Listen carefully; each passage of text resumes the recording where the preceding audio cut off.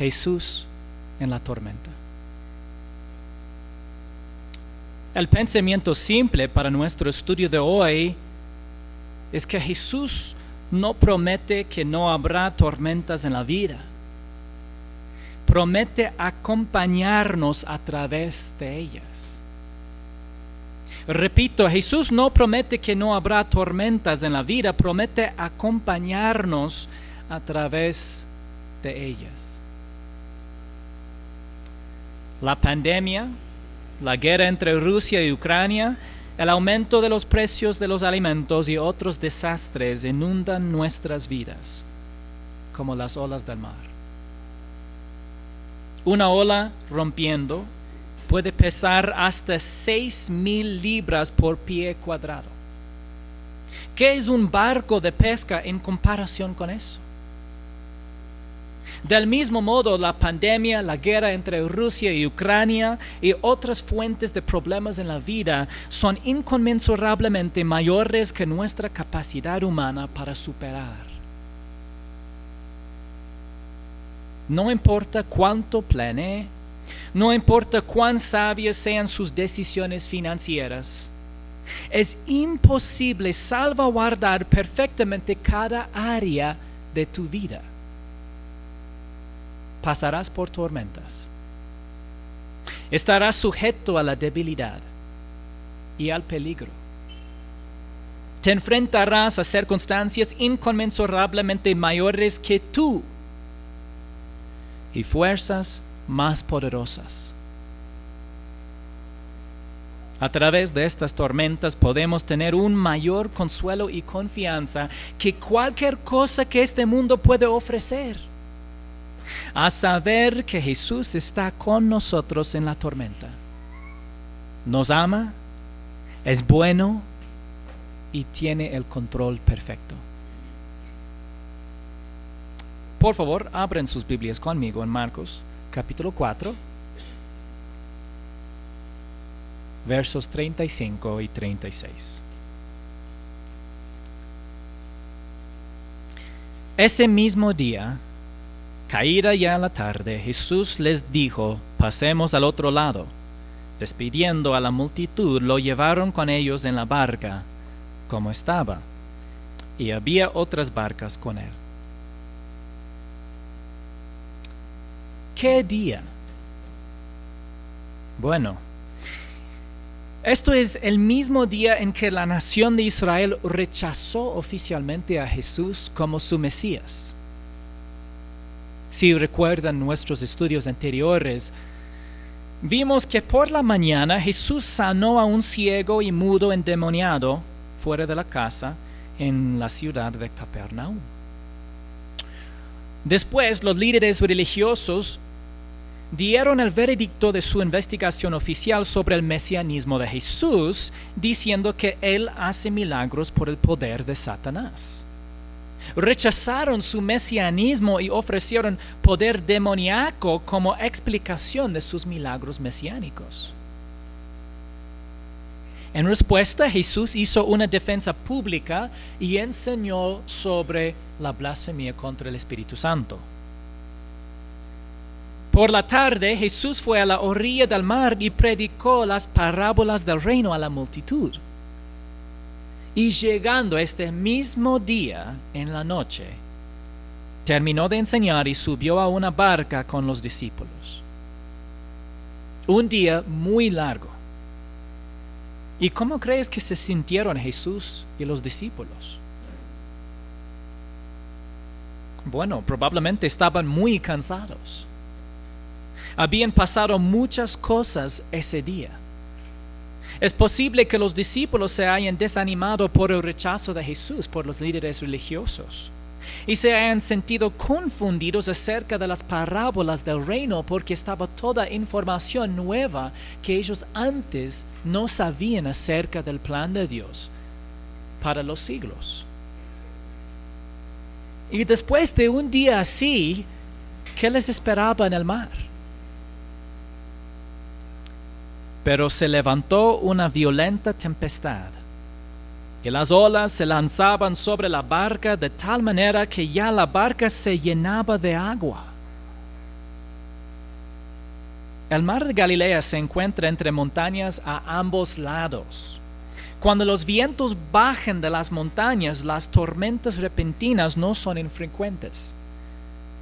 Pero esta tormenta fue tan fuerte que las olas comenzaron a llenar la barca con agua. ¿Y qué estaba haciendo Jesús? Leemos en Lucas capítulo 8, verso 23, es un pasaje paralelo. Pero mientras ellos navegaban, él se durmió. Bueno, Jesús estaba durmiendo en la parte trasera de la barca.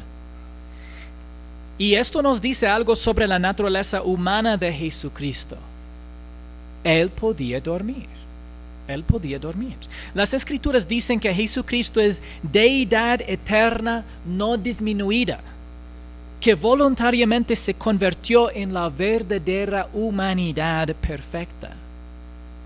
Leemos en Filipenses 2, 5 al 7.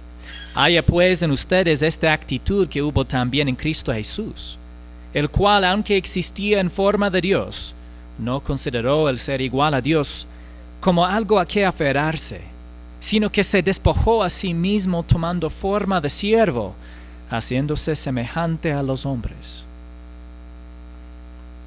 Jesús no es 50% divino y 50% humano. Jesús es 100% divino y 100% humano, poseyendo dos naturalezas distintas, una naturaleza humana y otra naturaleza divina. En su naturaleza humana padecía hambre, sed, cansancio. Leemos en Hebreos capítulo 2, verso 14. Así que por cuanto los hijos participan de carne y sangre, también Jesús participó de lo mismo. Jesús, entonces, leemos más después en versos 17 al 18, por tanto tenía que ser hecho semejante a sus hermanos en todo, a fin de que llegara a ser un sumo sacerdote misericordioso y fiel en las cosas que a Dios atañen, para hacer propiciación por los pecados del pueblo. Pues, por cuanto él mismo fue tentado en el sufrimiento, es poderoso para socorrer a los que son tentados. Es decir, en aplicación, en su naturaleza humana Jesús podía cansarse e incluso dormir. Aunque no fue necesario que Dios se hiciera hombre para que pudiera entender cómo nos sentimos, ya que Dios sabe todas las cosas, pero nos demuestra sin duda alguna que Él entiende porque ha experimentado los mismos sufrimientos y tentaciones en la humanidad de Jesús. ¡Wow! La diferencia es que Él nunca pecó. Me sorprende que el Creador infinito y trascendiente del universo experimente la fragilidad de ser humano por mí. Él hizo esto por mí. Dice en Salmo 8:4, digo, ¿qué es el hombre para que te acuerdes de él? El Hijo del hombre para que lo cuides. Y sin embargo, Dios no solo se preocupa por nosotros, incluso se hizo hombre para morir por nosotros y rescatarnos de los resultados del pecado. No había nada que pudiéramos nosotros hacer para eliminar la barrera del pecado que se interponía entre nosotros y un Dios justo y santo. Estábamos perdidos en el pecado y la vergüenza, sin Cristo, sin esperanza y sin vida eterna. Pero Dios nos amó tanto que envió a su propio Hijo a morir en la cruz por nuestros pecados. Murió como nuestro sustituto, llevando en su cuerpo todos los pecados que alguna vez se cometieron. Antes de morir, clamó, consumado es. lo que significa que a través de su muerte estaba pagando por nuestros pecados en su totalidad. Ahora, a través de la simple fe en Jesucristo, recibimos la vida eterna como un regalo inmerecido de la gracia de Dios.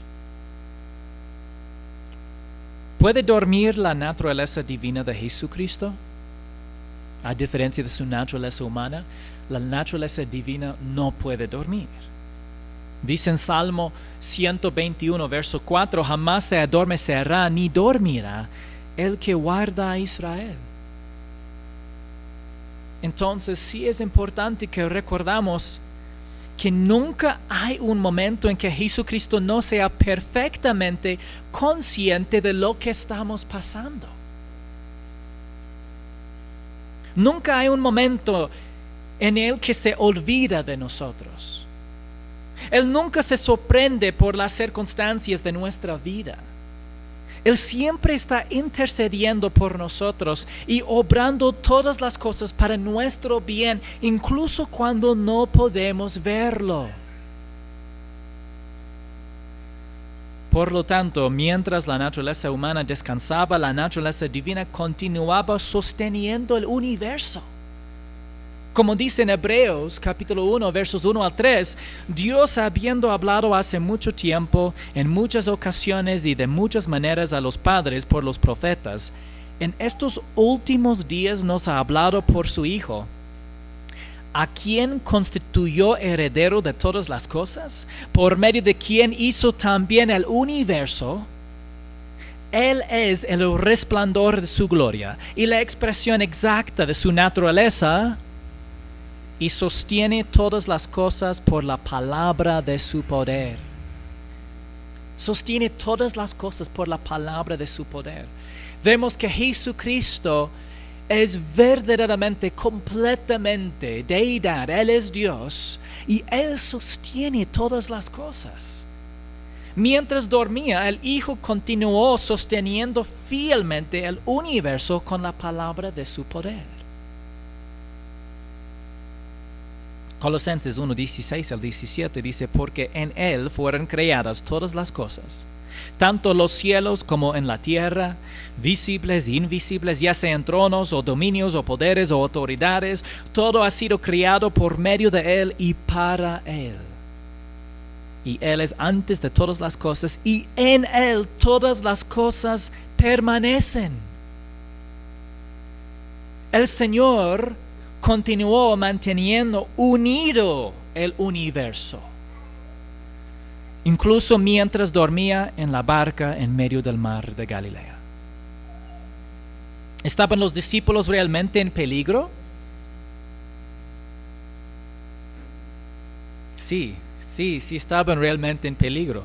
Dice en Lucas 8:23, y una violenta tempestad descendió sobre el lago, y comenzaron a hundirse y corrían peligro. Entonces Lucas notó cuidadosamente que los discípulos estaban realmente en peligro. Esto significa que aunque Dios tiene el control, todavía enfrentamos peligros en la vida. De hecho, muchos más peligros de los que somos conscientes. Hasta que estemos en el cielo, no sabremos cuántos accidentes o enfermedades fueron frustrados por la mano providencial de Dios a nuestro favor. Es decir, hay bastantes más peligros que nosotros desconocemos en la vida. Pero, ¿qué hicieron los discípulos entonces en este momento? Llegándose a Él, lo despertaron diciendo, Señor, sálvanos, que perecemos. ¿Hay algo malo con esta súplica? No. Cuando necesitamos rescate debemos volvernos al Señor. Leemos en Salmo 34:4, busqué al Señor y Él me respondió y me libró de todos mis temores. Y este versículo a menudo ha sido un consuelo para mí. Cuando los temores crecen en mi mente, he orado al Señor, Señor, Padre, tengo miedo, por favor, rescátame de todos mis miedos. Y Él lo ha hecho. Pero eso no es todo lo que dijeron los discípulos. Leemos en Lucas 8:24a, que dijeron, Maestro, Maestro, que perecemos. ¿Hay algo malo con esta declaración? Tampoco. Los discípulos estaban en verdadero peligro. No hay nada malo tampoco en esto, pero eso no es todo lo que dijeron. Leemos en Marcos 4:38. Entonces lo despertaron y le dijeron, Maestro, ¿no te importa que perezcamos? ¿Hay algo mal con esta pregunta? Bueno, ahora sí. Entonces, disculpe, hermanos. La primera cosa que dijeron era una petición para rescate. Estuvo bueno. La siguiente cosa que dijeron era verdad. Nosotros estamos muriendo en el sentido que ya perezcamos. Y era la verdad, estaban al borde de ya morir. Pero agregaron algo. Y ellos dijeron, ¿no te importa que perezcamos? ¿Y qué cuestionaron los discípulos? ¿Qué realmente cuestionaron en este momento? La bondad de Jesús. ¿No te importa? Dieron a entender que no le importaba. Y si no le importara, entonces no sería bueno. Nosotros ahora podemos hacer esta misma pregunta hoy. ¿Le importa a Jesús? ¿A Jesús le importa Ucrania? ¿A Jesús le importan los cristianos que sufren en China? ¿A Jesús le importa tu sufrimiento? ¿A Jesús importa tu enfermedad? ¿Le importa el dolor? ¿Le importa el corazón roto? ¿Le importa tu pérdida? Sí. Sí, se preocupa profundamente. De hecho, Él siente nuestro dolor y sufrimiento más profundamente que nosotros. Porque sus sentidos nunca se embotan. Y aunque su humanidad dormía, su deidad permanece perfectamente consciente del sufrimiento en todo momento y le duele. Nosotros también estamos afligidos por el pecado en el mundo y también Dios. Dicen Génesis 6:6, y el Señor le pesó haber hecho al hombre en la tierra y sintió tristeza en su corazón.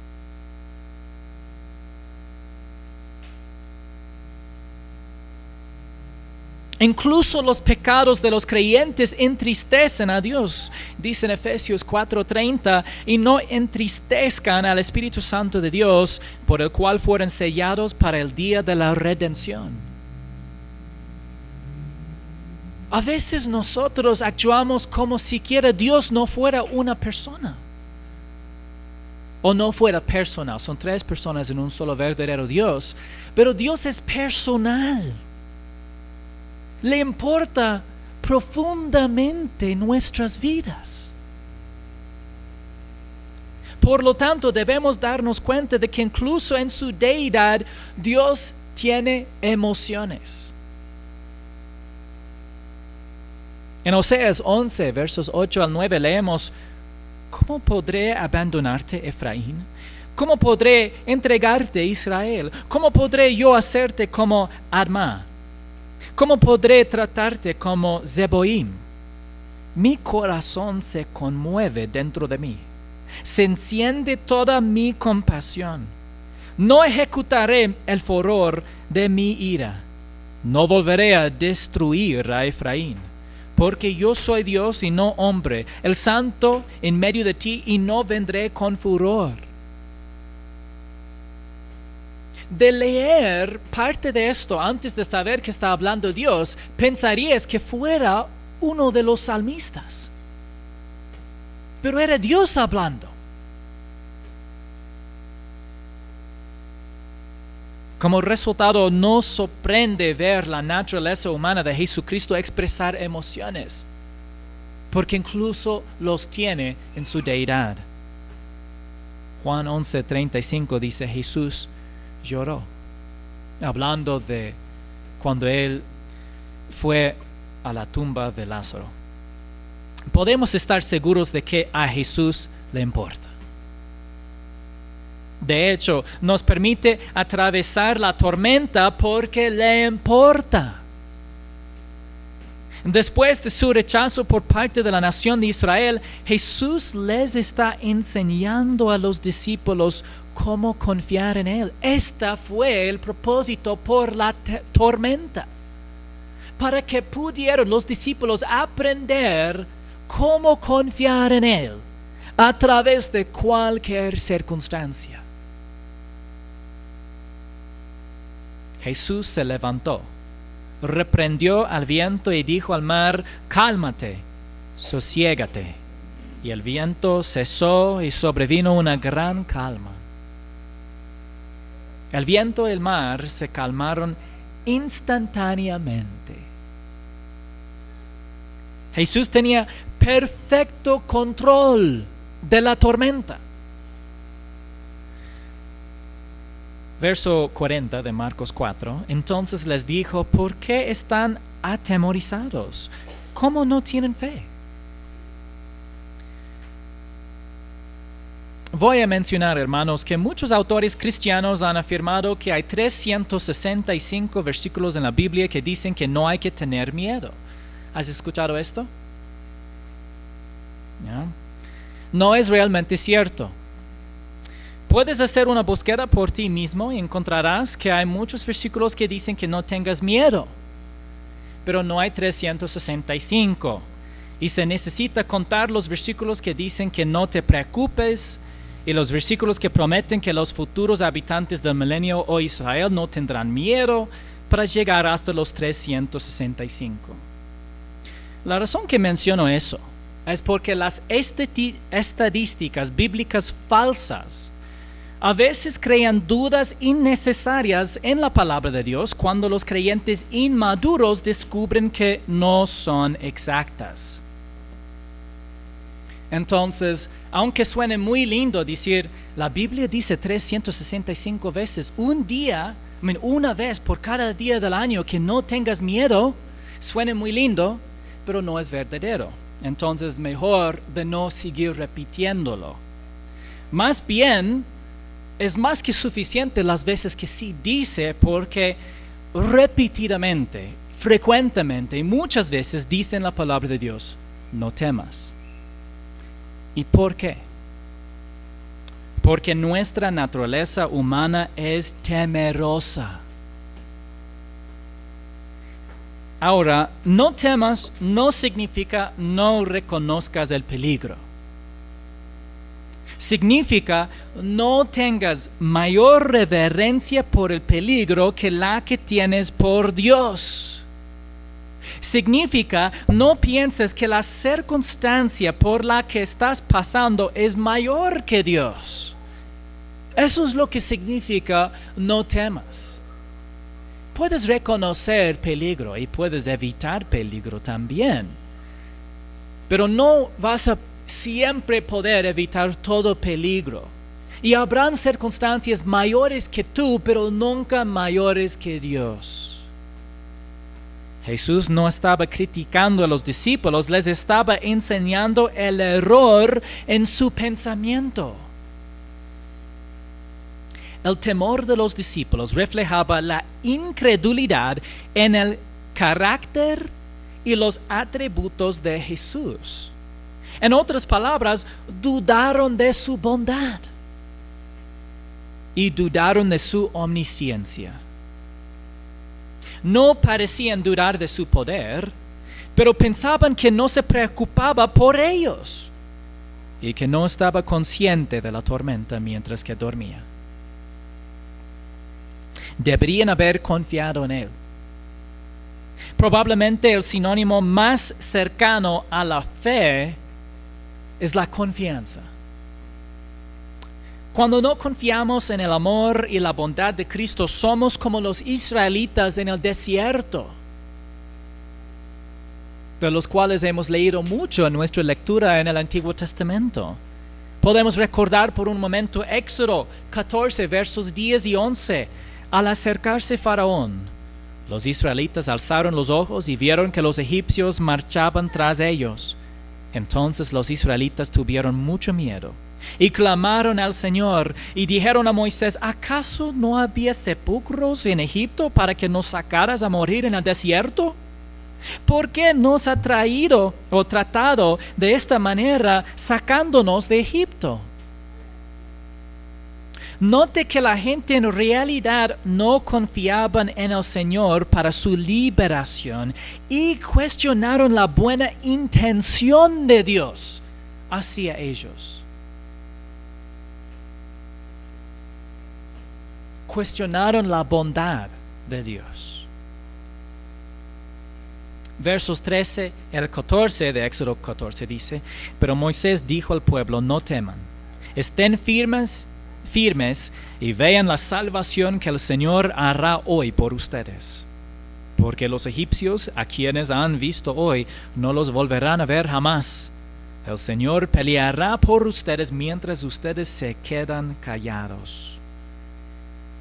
En contraste, Moisés confiaba completamente en el Señor.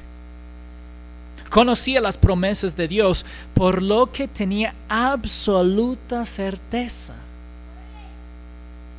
Moisés no descartó el peligro, pero no tenía una mayor consideración por el poder de Faraón que por el poder de Dios. Y no había duda en su mente de que Dios es bueno y fiel. En medio de la tormenta, debemos confiar en el Señor más, no menos. Nuestra convicción inquebrantable debe ser que Cristo nos ama y que obra todas las cosas para nuestro bien. ¿Cuál es la promesa de Dios con respecto a la prueba o la tentación? Leemos en 1 Corintios capítulo 10, verso 13. No les ha sobrevenido ninguna tentación que no sea común a los hombres. Fiel es Dios, que no permitirá que ustedes sean tentados más allá de lo que pueden soportar, sino que con la tentación proveerá también la vía de escape, a fin de que puedan resistirla. Dios promete que su prueba no será sobrenatural. Gracias a Dios. Dios promete nunca permitir que seas tentado más allá de tu capacidad de resistir. Y Dios promete proporcionar la manera de soportar la prueba o la tentación. Jesús nunca prometió que no habría tormentas.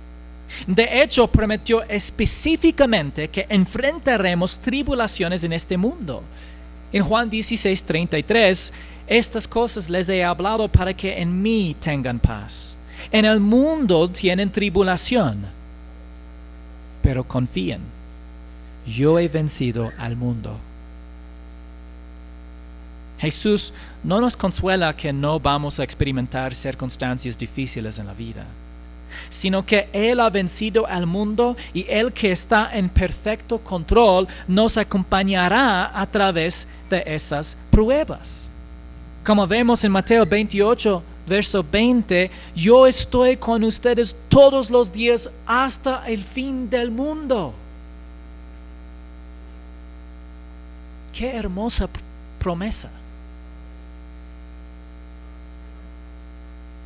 El mismo que mandó: cálmate, sosiégate al viento, nos ofrece su paz perfecta.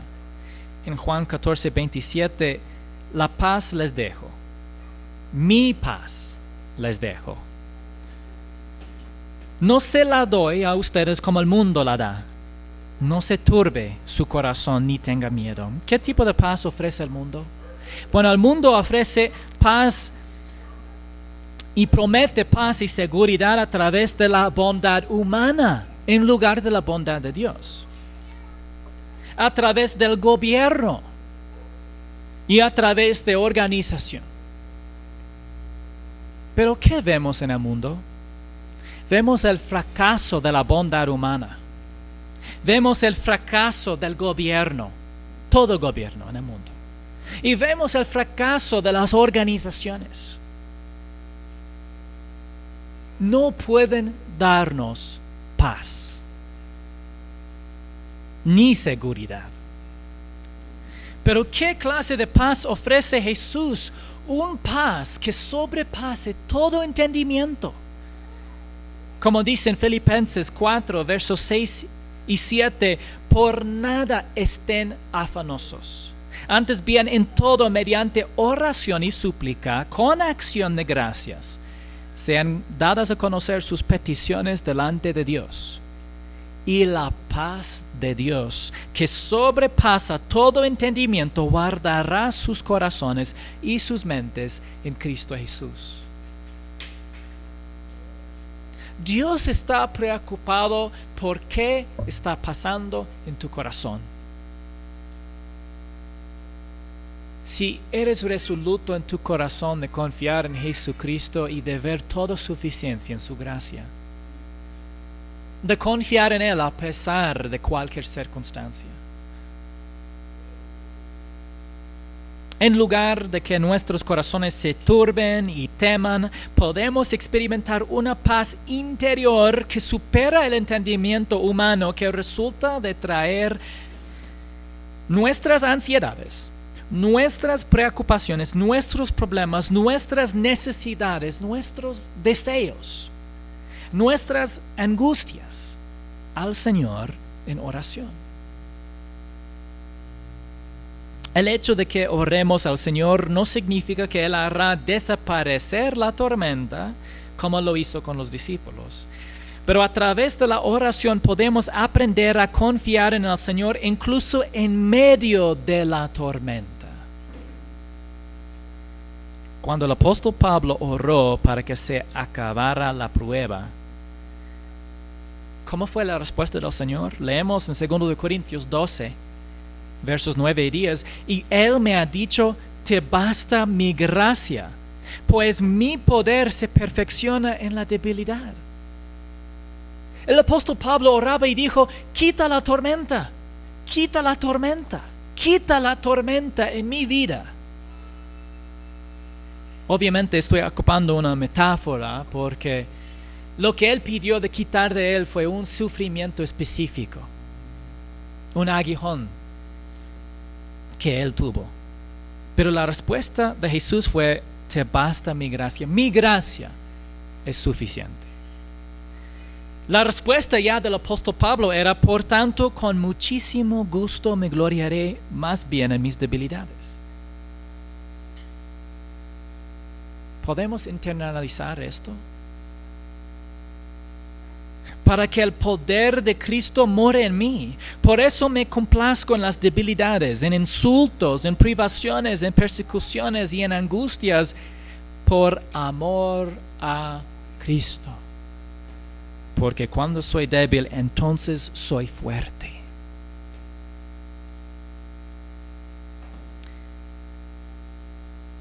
Cuando el Señor nos permite continuar en medio de la tormenta, es para que aprendamos a apreciar más nuestra relación personal con Jesús.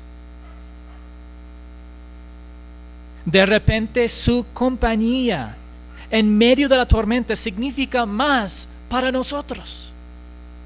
Y a veces en ese estado descubrimos una dimensión mayor de su amor. Cuando clamas al Señor diciendo, Señor, ¿no te importa que perezcamos? Y Él permite que la tormenta siga rugiendo, ¿puedes confiar en Él aún más?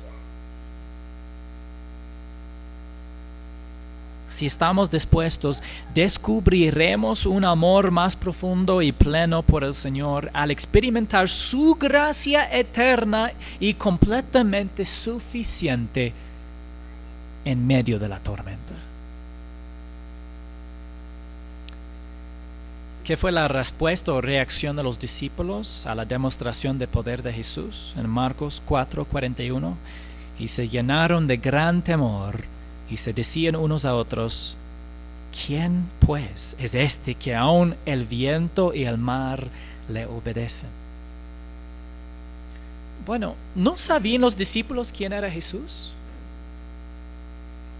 Sí, sabían quién era, pero la repentina realización de estar en la presencia de Dios causa un intenso asombro y reverencia. Si esa reverencia hubiera estado en su pensamiento durante la tormenta, lo habrían visto a la tormenta de otra manera. Y lo mismo es cierto para nosotros. Cuando recordamos que Jesús es el creador del universo y recordamos que Él está con nosotros en la tormenta, vemos la tormenta bajo una luz diferente. Se vuelve mucho más pequeño en nuestra estimación. Y su propósito de crecimiento espiritual y cercanía relacional con el Salvador se vuelve mucho más valioso.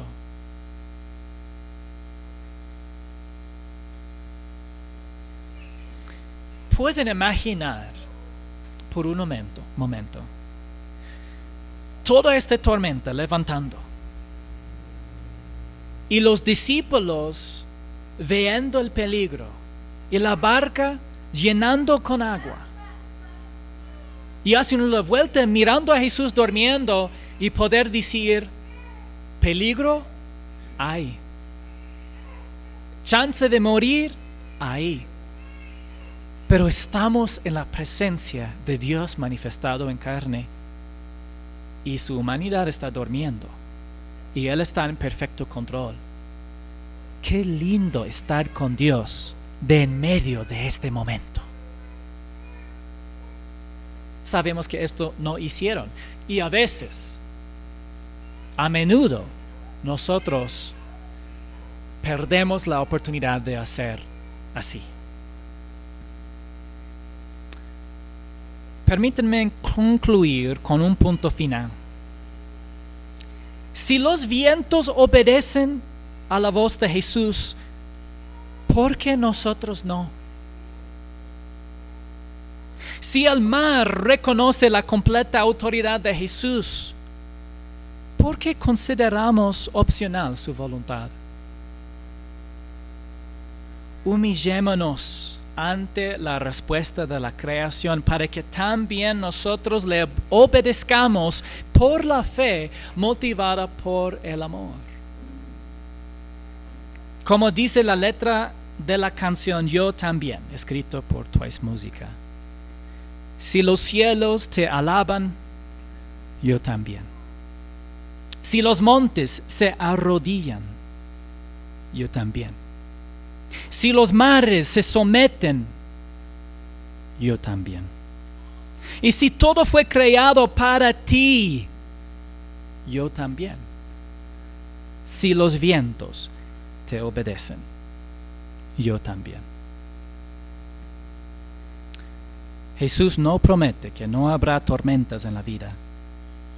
Promete acompañarnos a través de ellas.